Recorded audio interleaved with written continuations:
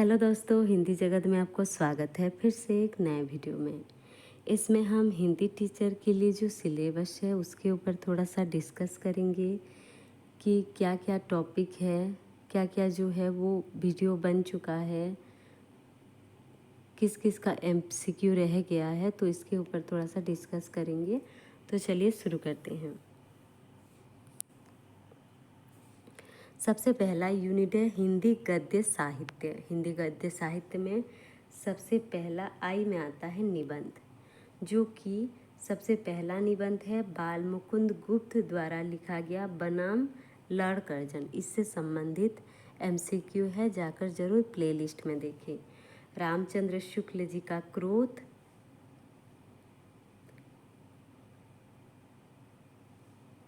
हजारी प्रसाद द्विवेदी जी का अशोक के फूल। अशोक के फूल के ऊपर भी एमसीक्यू है। क्रोध के ऊपर है या नहीं ध्यान में नहीं आ रहा है, तो नहीं है तो आप लोग कमेंट बॉक्स में ज़रूर लिखें। क्रोध के ऊपर भी एक वीडियो लेकर आऊँगी एमसीक्यू का। उसके बाद है हरिशंकर परसोई जी का भोलाराम का जीप। ये जो है निबंध है, 4 निबंध। आगे है उपन्यास। उपन्यास में से है प्रेमचंद जी का कर्मभूमि, भगवती चरण वर्मा जी का चित्रलेखा, मन्नू भंडारी जी का आपका बंटी। तो कर्मभूमि से भी 4-5 पार्ट में या 6-7 पता नहीं, याद नहीं है कितने में एमसीक्यू है। चित्रलेखा का भी एमसीक्यू है, आपका बंटी का भी एमसीक्यू है। चित्रलेखा का जो सार कथा है वो भी बहुत ही जल्द आ जाएगा। कर्मभूमि का जो भी सारांश है वो भी है वीडियो में, प्लेलिस्ट में जाकर ज़रूर देखें। चित्रलेखा का भी है लेकिन वो ऑडियो में है। अगला है कहानी। अगला जो है वो कहानी है। पहले निबंध, उसके बाद उपन्यास, अभी कहानी। कहानी में से प्रेमचंद जी का कफन और पूस की रात। पूस की रात एमसीक्यू है, कफन का है या नहीं आप लोग कमेंट बॉक्स में लिखिए। पुरस्कार आकाशदीप प्रसाद जी का, अज्ञा जी का, अज्ञा नहीं, यह जैनेन्द्र जी का है, जैनेन्द्र जी का तत्सत। भगवती चरण वर्मा जी का प्रायश्चित, कमलेश्वर गर्मियों के दिन, जैनेन्द्र कुमार पत्नी, उषा प्रियंबदा वापसी, भीष्म सहनी चीप की दावत।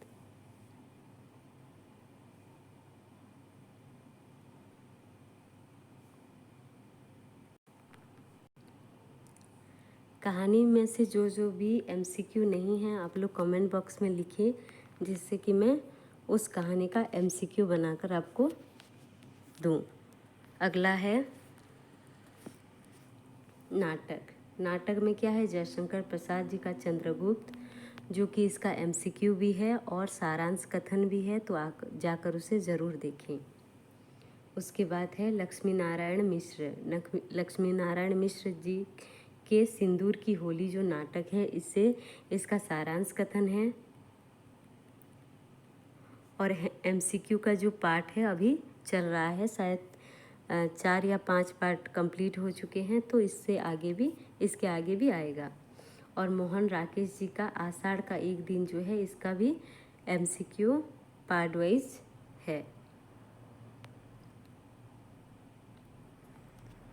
आगे है संस्मरण और रेखा चित्र। महादेवी वर्मा जी का गौरा, राम वृक्ष वेणीपुरी, रजिया, विष्णु प्रभाकर अष्टावक्र। अष्टावक्र है, रजिया और गौरा शायद नहीं है, तो इसका एमसीक्यू में डाल दूंगी।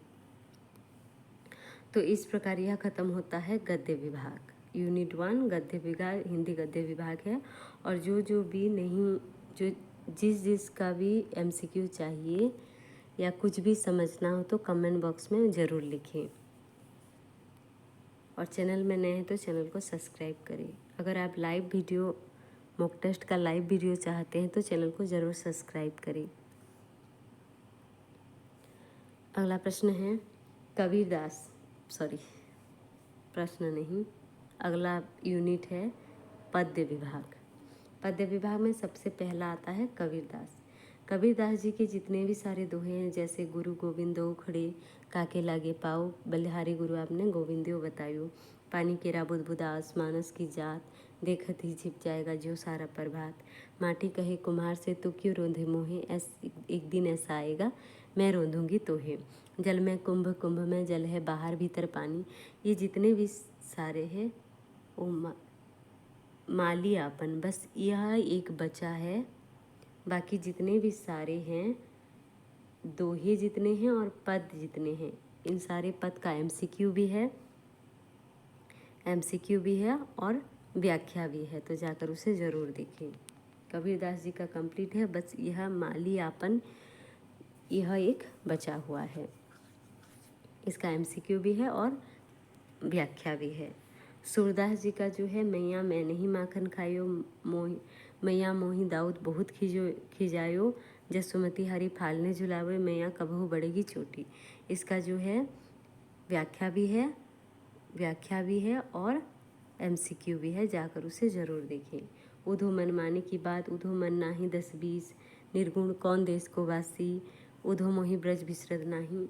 जो बाल वर्णन है और भ्रमर गीत से जो भी पद लिया गया है सूरदास जी का, उस सभी का व्याख्या है और एमसीक्यू भी है, उसे जाकर ज़रूर देखें। उसके बाद तुलसीदास जी का जो यह है केवट प्रसंग की व्याख्या भी है प्लस एमसीक्यू भी है, तो उसे जाकर व्याख्या जो है वो 2 पार्ट में है, और एमसीक्यू है जिसमें कि 31 महत्वपूर्ण प्रश्न हैं। भरत महिमा जो है वो 2 पार्ट में ख़त्म हो चुका है, इसके आगे भी 4 पार्ट शायद आएंगे। अगला है बिहारी जी का मेरी भवबाधा हरो राधा नागरी सोई, कनक कनक ते सौगुनी, बतरस लालज लाज की, कहत न तत रिझत खिजत मिलज लजियात। जो यह है, जितने भी सारे बिहारी जी के दोहे हैं, इन दोहे के बारे में अभी तक मैं व्याख्या नहीं की हूँ, तो बहुत ही जल्दी इसके ऊपर भी आ जाएगा वीडियो। अगला है मैथिली शरण गुप्त जी का यशोधरा। इसका जो है एमसीक्यू भी है और व्याख्या भी है, तो उसे जाकर जरूर देखिए। यशोधरा मैथिली शरण गुप्त। दिनकर जी का जो कुरुक्षेत्र है, इसमें प्रथम 3 सर्ग है, जिसका कि मैं कोशिश करूँगी कि तीनों में से कोई 1-2 भी हो सके तो मैं उसको समझा सकूँ, तो प्रयास करूँगी। कुरुक्षेत्र का नहीं तो एमसीक्यू लेकर आ जाऊँगी एग्ज़ाम तक। आगे है बच्चन, हरिवंश राय बच्चन जी का पद की पहचान और जुगनू। इसका भी व्याख्या अभी तक नहीं हुआ है, इसका भी बहुत ही जल्द आ जाएगा। सुभद्रा कुमारी चौहान जी का जो झांसी की रानी है, इसका भी व्याख्या आ जाएगा। इसका एमसीक्यू है, उसे जाकर जरूर चेक करें, उसे देखें। आगे है भारतवर्ष और हिमाद्री तिंग, यह प्रसाद जी का है और इसका भी व्याख्या बहुत ही जल्दी आ जाएगा। प्रथम रश्मि का भी आएगा, ताज का भी आएगा, संध्या सुंदरी निराला जी का, तोड़ती पत्थर एमसीक्यू भी है, सॉरी एमसीक्यू नहीं है, आज आ जाएगा एमसीक्यू, व्याख्या है। और तोड़ती पत्थर का एमसीक्यू बहुत ही जल्द आ जाएगा। अकाल में धूप का व्याख्या है, एमसीक्यू भी है, व्याख्या और एमसीक्यू दोनों ही एक ही वीडियो में है। बहुत दिनों के बाद जो है इसका व्याख्या है, उसे जाकर ज़रूर देखिए। तो जो भी है, जैसे कि पद की पहचान, जुगनू, कुरुक्षेत्र, बिहारी, झांसी की रानी, भारतवर्ष, हिमाद्री तिंग, प्रथम रश्मि, ताज, संध्या सुंदरी, ये जो 10 है, ये 4-5 दिन के अंदर ये सब कुछ जो कविताएं हैं एक्सप्लेन कर दूंगी।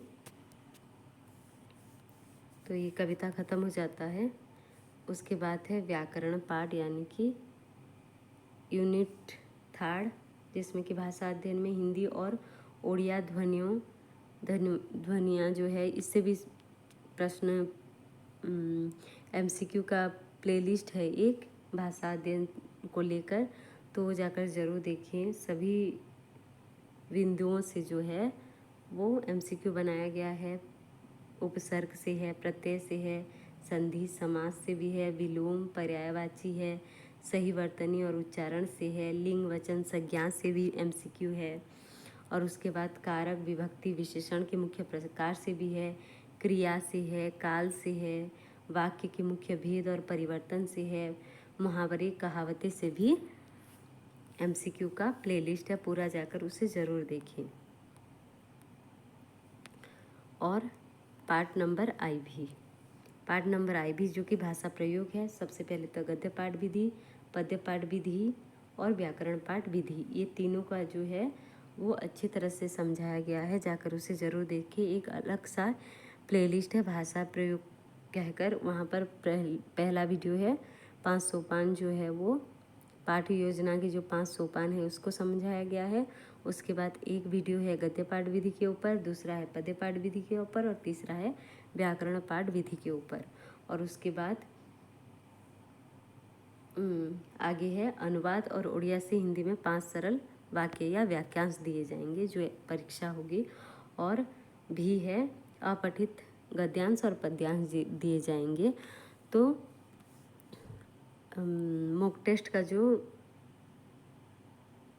2 से 8 मॉक टेस्ट है, एक प्लेलिस्ट है, उसे जाकर ज़रूर देखें। और ज़्यादा मॉक टेस्ट चाहते हैं तो मैं लाइव क्लास में करूँगी, तो आप ज़रूर सब्सक्राइब करें चैनल को और 1000 सब्सक्राइबर कंप्लीट कर दीजिए, जिससे कि मोबाइल से लाइव क्लास कर सकूँगी। तो अंत तक बने रहने के लिए धन्यवाद। कोई अगर सिलेबस से रिलेटेड कोई डाउट है या कुछ MCQ चाहिए या किसी टॉपिक के विषय में समझना है या कुछ भी हो, आप लोग कमेंट बॉक्स में ज़रूर लिखें।